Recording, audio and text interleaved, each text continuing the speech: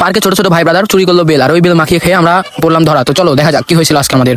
তো আজকে বিকেলে দিকে কিছু ভালো লাগছিল না, তাই আমি চলে আসছিলাম পার্কে। মানে আপনার আমার ভিডিওতে আর ভিউ হয় না ভাই, ইউটিউবে ভিডিও আপলোড করি এত কষ্ট করে, ভিউ হয় না, কিছুই হয় না। তো কি আর করার, আমি চলে আসলাম পার্কে। পার্কে এসে দেখি সবাই এখানে বসে আছে। তারপর আমি এদিকে আসলাম, দেখছিলাম যে আমরা পড়ে আছে নাকি, আর আমার সাথে আসছে বর্ষণ। আর বর্ষণকে নিয়ে গেছে তো একটা জ্বালা, যেই রাইডটা দেখছো ওখানে মানে পিছলা টিসলা কিছু আছে, দোলনা টোনা এগুলোতে উঠছে।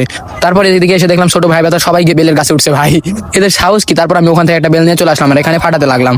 আর ফাটিয়ে নিয়ে আমি খেয়ে দেখলাম ভাই এত পরিমাণে কষ্টা, খাওয়াই যাচ্ছে না। তো তাই আমি আমার ছোট একটা ভাইকে দিয়ে দিলাম এটা, আর ও কি সুন্দর খেয়ে নিচ্ছে ভাই। আমি খাইতে লাগলে এই অবস্থা হচ্ছে কেন? তো তারপরে দেখলাম এরা কিভাবে ভাই বেল এদিক ওদিকে ছুটছে, দেখো ভাই ওখান থেকে ছুটছে এখানে এসে ফেটে যাচ্ছে। তো কি আর করার, তারপরে বসন্তে নিয়ে চলে আসলাম আমি দোলনা, এসে আমি একটু দোলনা খেলে নিচ্ছিলাম।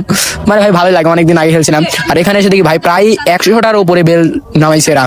কি ভাই এদের সাহস কি, পুরা গাছ ফাঁকা করে দিচ্ছে। আরে দেখো কলার পাতা টলার পাতা কত কিনে আসছে, আর এখানে কাজ হচ্ছে।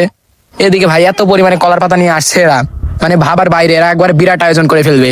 তো দেখো এখানে কাজ শুরু হয়ে গেছে। আর এই হচ্ছে যে আমাদের পাঙ্কু মিয়া। তো যাই হোক, তারপর আমি এখান থেকে একটা বেলের উপর ঝালের গুঁড়া আর লবণ নিয়ে চলে আসলাম। এসে দেখছিলাম খালি খাওয়াতে এটা খাওয়া তো অনেকই ভালো। তো তারপর আমি চলে আসলাম এদিকে, আর বর্ষণ ঘোরা চলছিল, তখন বর্ষণ একটু ঘোরায় যে উঠলো।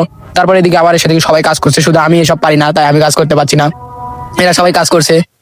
তো কি আর করার, আমি যেহেতু পারি না সেহেতু আমি বসে থেকে ভিডিও করি। তো আমরা এখন বেল মাখা খাই, তোমরা আমার চ্যানেলটা সাবস্ক্রাইব করো, ধন্যবাদ।